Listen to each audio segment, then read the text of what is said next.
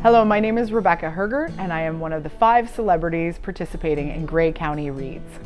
The book I am defending is The Sweetness at the Bottom of the Pie by Alan Bradley. The Sweetness at the Bottom of the Pie is a 1950s whodunit.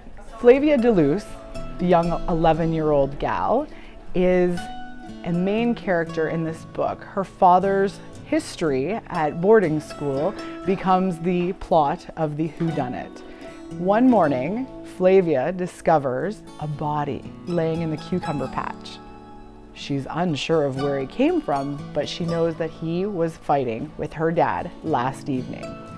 As Flavia unravels this mystery, she becomes closer to her father, she uses her library as a resource, and she discovers a world of literary illusions.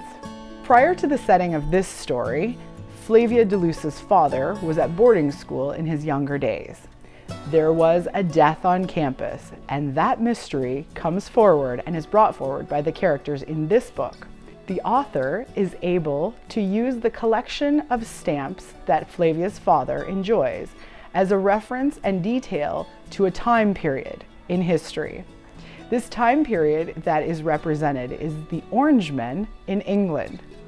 The author is able to tell the story of the Orangemen's history in England through this book and the relationship that it has on Canadian history. Flavia is unlike other children of her age. Her mother was killed in an accident. She resides with her father and her 2 sisters at Buckshaw Castle. They also have a prisoner of war as a butler / limo driver, and a homemaker that assists with making meals. These ancillary characters are not as important as the father-daughter relationship between Flavia and her dad. Flavia learns a lot about her father as she's unraveling this mystery. She learns his weaknesses and his strengths, and she sees her dad in a whole different light. While Flavia is untwining her father's past, she's enjoying her love of chemistry. Flavia has an entire book and room at Buckshaw Castle that used to be her mother's, and she uses that to fill her curiosity of chemistry. Young Flavia realizes the importance of the library within her community. The building was given as a donation to the town. Flavia searches old newspapers from the time when her father went to school. Flavia is able, with the help of her librarian, to solve 2 mysteries in one story.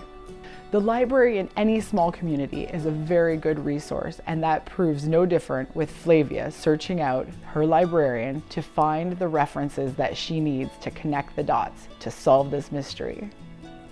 This book and the author, Canadian author, detail the references and make this book nearly 4-dimensional.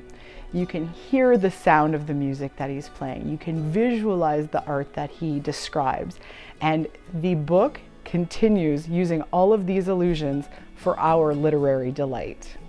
I would like you to vote for Sweetness at the Bottom of the Pie because it has collections that we can relate to, allusions to other works of art, as well as a deep connection to the library. For voting and more information, visit southgrey.ca.